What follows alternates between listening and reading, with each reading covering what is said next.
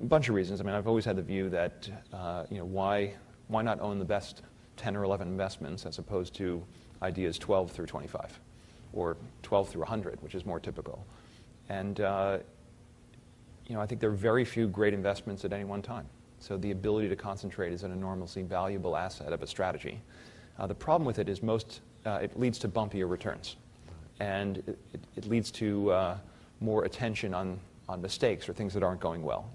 I don't know a portfolio manager that doesn't have a stock that's down in his portfolio, right? But you don't read articles about, we're getting an awful lot of attention for a pretty high-profile situation that's struggling. But I think there's, it depends on what your business model is. But if you want to make high rates of return over a long period of time, it's hard to do that being very diversified. I mean, if you look through the Forbes 400, wealthiest people in the world, most of them made their fortune in one business or a portfolio of 2 businesses. Very few made it in a portfolio of 100. So it's that, and the other benefit, it allows you to run a much simpler investment firm. We have an 8-person investment team.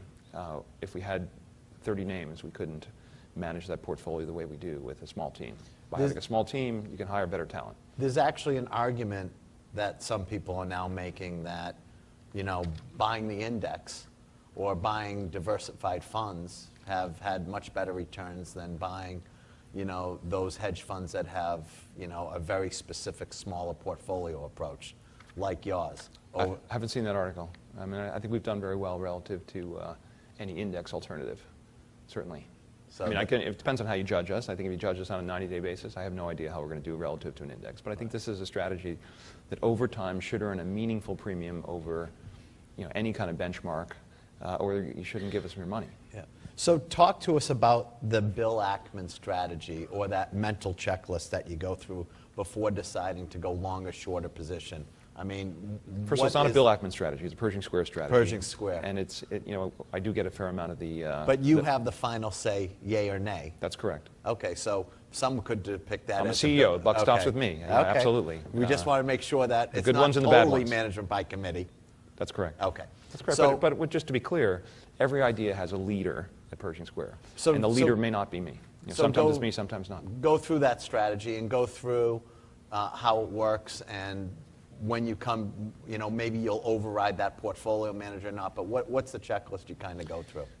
So we look for very high quality businesses, what we describe as simple, predictable, free cash flow generative, dominant businesses, a business that Warren Buffett would describe as having a moat around it, right? If you believe that the value of anything financial is the present value of the cash you can take out of it over its life, well, you need to know how much cash it's going to generate over its life. So business quality to us is the single most important criterion for determining what's interesting. Because if we can't predict the cash flows, we don't know what it's worth. If we don't know what it's worth, we can't invest. So we figure out what it's worth, figure out how good the business is, how predictable will this cash flows be from a railroad or a spirits company or a real estate company, shopping mall business.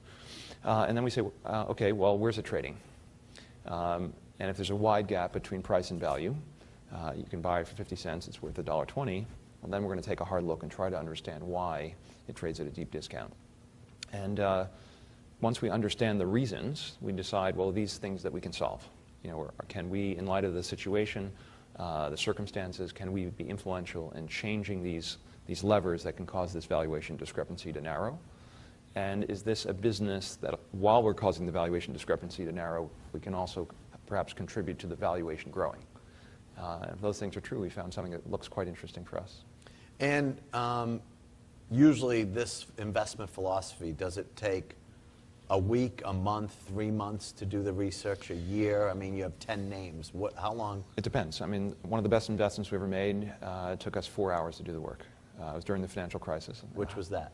Wachovia Corporation. Okay. So I was on my BlackBerry eating breakfast at the Brooklyn Diner in front of my building, and there was a story went across the, I was just, Wall Street Journal headline, Reuters headline, excuse me, went across saying that Citigroup to acquire the Wachovia banking subsidiaries for $2 in Citigroup stock. Stock was halted. And this was kind of an interesting transaction because they were buying the subsidiaries for Citigroup stock.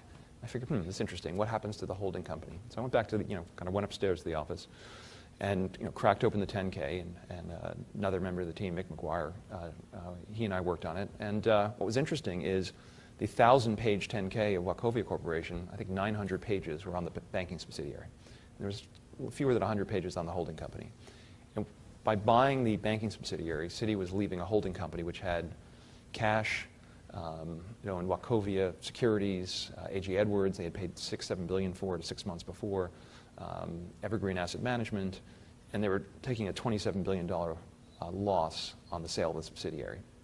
And it also had a liability called non-cumulative perpetual preferred stock, which if you ever want to have a liability in your life, this is the single greatest liability to have. It's a form of equity where you never have to pay a dividend, and when you don't pay them, they don't accumulate. And the worst case is they get a couple directors on the board, and you say hi to them each meeting, and you have this very. And I said, look, this could be our Berkshire Hathaway. And at the end of the day, we figured the asset. In 4 hours, we determined the holding company was worth at least $11 to $14 cash, a tax refund that you could carry back the $27 billion loss, recover cash taxes that have been paid. So you have this cash vehicle. You own Wachovia Securities, which is a good wealth management business. Mm-hmm.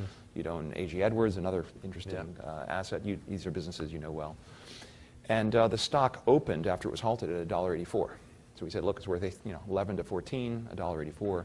We bought 42% of the volume for the next 4 days. And then it was acquired by, then Wells came in and put in a topping bid of $7 in Wells Fargo stock, which wasn't actually a topping bid. But the Wells Fargo deal did not require government assistance. Right. So I think Sheila Bair liked. Yep, I remember that. I actually interviewed Sheila Bair for our show. Sure. So you're known for occasionally hiring people with some non-traditional financial backgrounds, a former fly fisherman, a tennis pro, someone you met in a taxi. So what actually are you looking for? So most of the people that we have on the investment team are people with more conventional backgrounds. Half the team worked at Blackstone in either private equity or investment banking. A few guys from Goldman Sachs. But I'm a big believer. I had internships in my life, and if I meet a great human being, I want to give some people who didn't go to Harvard Business School and didn't work at Goldman Sachs for 4 years, some exposure. So I met, at the beginning of Pershing, I met a guy named Oliver White, who I believe is one of the, he's become recognized as one of the top fly fishing guides in the world. Very smart, interesting guy, taught me fly fishing. And I said, look, if you're interested in business and you want to intern at, learn something about it, come work for me. And Oliver came and spent 18 months with us. And you're taking a very outdoorsy guy and you're putting him in Manhattan, which is kind of an interesting thing. He didn't like that part of it. But he learned a ton about business, and then he left. He actually worked a lot on one of our proxy contest situations. In the Ceridian, we had a proxy contest. One of the issues was the CEO was using the corporate jet to do a lot of fly fishing junkets. So we were able to track that stuff through his network of fly fishermen. So it was useful in the proxy contest. Anyway. And Oliver left, and I backed him to buy a fly fishing lodge, which the Abaco Lodge in Abaco in the Bahamas, and it's like 20% unlevered return on capital, and he's done an unbelievable job managing it. And we hired a guy named Marius Adamski, who I met on the tennis court. Super talented guy, went to Wake Forest, top tennis player, and I offered him a job, and he's worked for us for the last couple of years. And he did a lot of the research on Herbalife, and he did a phenomenal job. So I just, he's going to go to business school because he needs more training to come back into the business. But I think it's a nice thing to offer people those kind of opportunities. Well, I was offered opportunities like that. I'm glad I flew down with you. Maybe I have a role for. Look, taking a short position and going public with it is a pretty serious business. And I debated long and hard as to whether I wanted to do that again. I took a lot of heat for taking a big short position in MBIA, and sharing my thinking publicly about why I thought that 150 to 1 levered AAA rated institution guaranteeing subprime CDOs was not good for America and not good for your pocketbook, and could cause a financial crisis, by the way. And there's some similarities because you thought the regulators were missing that as well. And we did. And it took us a couple of years to get the regulators interested in taking a look at the accounting issues, reserving issues, and so on for the company. But I learned a lot about dealing with the regulatory community and also, a lot of headaches associated with it.